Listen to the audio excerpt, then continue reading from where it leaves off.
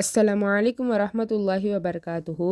சூரத்துல் புருஜ், அதாவது கிரகங்கள், இதனுடைய 4வது வசனமான குத்தில அஸ்ஹாபுல் உஹ்தூத், நெருப்பு குண்டங்களுடையோர் சபிக்கப்பட்டு விட்டனர் அப்படின்ட்டு அல்லாஹு தாலா சொல்கிறான். இதற்கான விளக்கம் என்னென்னா, பனு இஸ்ரவேலர்களுடைய காலத்தில் ஆட்சி செய்த அரசனின் அவையில் குறிக்கானன் ஒருவன் இருந்தானா. அவன் வயசாகி விட்டதால் தனக்கு பதிலாக புத்தி கூர்மையில் ஒரு சிறுவனை நிட்டு அழைச்சிட்டு வாங்க, அவனுக்கு நான் இந்த குறி சொல்கிறதெல்லாம் கற்றுக் கொடுக்குறேன் அப்படின்ட்டு சொன்னானா. அரசனும் ஒரு சிறுவனை தேர்ந்தெடுத்து குறிக்காரன்ட்ட அழைச்சிட்டு வந்தானா. அந்த சிறுவன் தினமும் குறிக்காரனிடம் வந்துட்டு போகிற வழியில் பார்த்திங்கனாக்கா ஒரு ஆசிரமம் இருந்துச்சான். அதில் அல்லாஹ்வினோட உண்மையான நல்லடியாரான ஒரு கிறிஸ்துவ சன்னியாசி தவம் இருந்தாராம். அந்த சிறுவன் கிறிஸ்துவ சன்னியாசியை தினமும் சந்தித்து அவரிடம் சத்திய இஸ்லாம் மார்க்கத்தை பற்றி கற்றுக்கிட்டானா. அந்த சிறுவன் ஒரு உண்மையான விசுவாசியாக மாறிட்டானா. குறிக்காரனிடம் அந்த சிறுவன் சென்றுட்டு வந்தாலுமே இந்த குறிசாஸ்திரத்தை பற்றி அவன் எதுவுமே கற்றுக்கவே இல்லையாம். ஒரு நாள் மக்கள் செல்லும் வழியில் ஒரு பயங்கரமான பிராணி படுத்து இருந்துச்சான். இதனால் மக்கள் அவ்வழியே செல்ல முடியாமல் இருந்துச்சான். அப்போ அந்த சிறுவன், யா அல்லாஹ், என் குருவான இந்த சன்னியாசின் கொள்கையும் வார்த்தையும் உண்மையாக இருந்துச்சு அப்படின்னாத்தா இந்த கல்லால் அடித்த மாத்திரத்தில் இந்த துஷ்ட பிராணி அழிஞ்சிடணும் அப்படின்ட்டு சொல்லிட்டு அந்த கல்லை வீசினானா. அந்த இடத்துலையே அந்த பிராணி இறந்துடுச்சான். இந்த சம்பவத்துக்கு அப்புறம் மக்கள் மத்தியில் அந்த சிறுவன் ஒரு நல்ல மதிப்பு ஏற்பட்டுருச்சு. மேலும் பல வியாதிகளையும் அவன் குணப்படுத்தினானா. ஒரு குருடர் அவன்கிட்ட எனக்கு கண் பார்வையை கொடு, நான் உனக்கு அதுக்கு பதிலாக ஏதாச்சும் பொருள் தரேன் அப்படின்ட்டு சொன்னாராம்.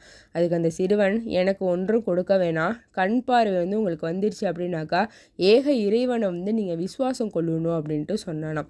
அவரும் விசுவாசம் கொள்றதா சம்மதிச்சாராம். சிறுவன் அல்லாஹ்ட்ட துவா செய்ய அல்லாஹு தாலா அந்த குருடருக்கு பார்வையை கொடுக்குறான். உடனே அவரும் இஸ்லாத்தை தட் மீன்ஸ் அல்லாவை விசுவாசம் கொள்கிறாரு. சிறுவன் பற்றிய விஷயம் அரசனுக்கு காதில் விழுது. அரசன் சிலை வணக்கம் செய்கிறவனாக இருக்கான். ஆகவே தன்னுடைய மதத்திற்கு விரோதமாக இருக்கிற அந்த மூவரும், அந்த சன்னியாசி, அந்த பார்வை பெற்றவன், அந்த சிறுவன், 3 பேரையுமே தன்னுடைய அவைக்கு அழைச்சிட்டு வர சொல்லி உத்தரவிடுறான். அவர்கள் மூவரும் வந்தோடனே அந்த சிறுவனை தவிர அந்த மற்ற 2 பேரையுமே ரம்பத்தால் அறுத்தறியும்படி உத்தரவிடுறான். அது 2 பேருமே அவ்வாறு ரம்பத்தால் அறுக்கப்பட்டு ஷஹீத் ஆயிடுறாங்க. இன்னா லில்லாஹி வ இன்னா இலைஹி ராஜிஊன். மேலும் மீதிக்கு அந்த சிறுவனை ஒரு மலையினுடைய உச்சிக்கு அழிச்சிட்டு போய் உருட்டி விடும்படி அந்த அரசன் உத்தரவிடுறான். சிறுவன் மலையுச்சிக்கு கொன்று செல்லப்பட்டோன்னே அந்த சிறுவன் தப்பிச்சிடறான். ஆனால் அழைச்சிட்டு போன 2 பேரும் இறந்துடுறாங்க.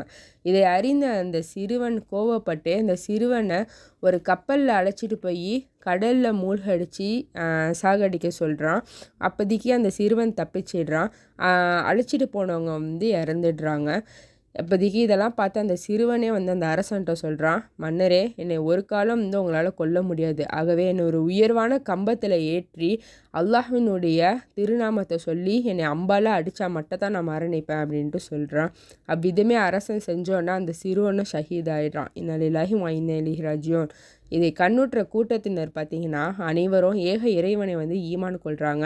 பின்னர் பொதுமக்களில் சிலர் அரசர்கிட்ட மன்னரே, இந்த 3 பேரையே கொன்னுட்டீங்க, ஆனால் நாட்டு மக்கள் அனைவருமே உமக்கு எதிராக ஏக இறைவனுடைய கொள்கையில் இருக்கிறாங்களே அப்படின்ட்டு சொன்னோன்னே அரசன் என்ன சொல்கிறேன்னா, ஒரு பெரிய அகல்களை வெட்டுங்க, அவைகளில் விறகுகளை போட்டு நெருப்பை மூட்டுங்க, விரோதிகள் எல்லாரையும் ஒன்று திரட்டி ஒவ்வொருத்தர்கிட்டையும் இந்த மார்க்கத்தை விட்டு விலகிறியா அல்லது இந்த நெருப்பில் குதிக்கிறியா அப்படின்ட்டு கேளுங்க அப்படின்ட்டு அந்த அரசன் உத்தரவிடுறான்.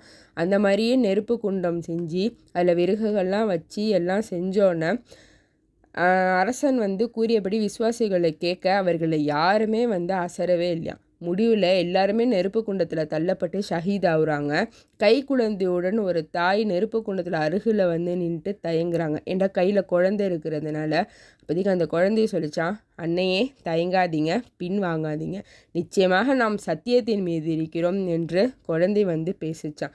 இதை செவியுற்ற அன்னை தன் குழந்தையோடு நெருப்பு குண்டத்தில் குதிக்கிறாங்க.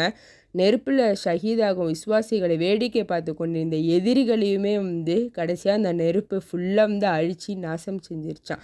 இந்த சம்பவத்தை தான் அகலுடையோர் கொல்லப்பட்டனர் அப்படின்ட்டு அல்லாஹ் சுப்ஹானஹு வ தஆலா குறிப்பிடுறான்.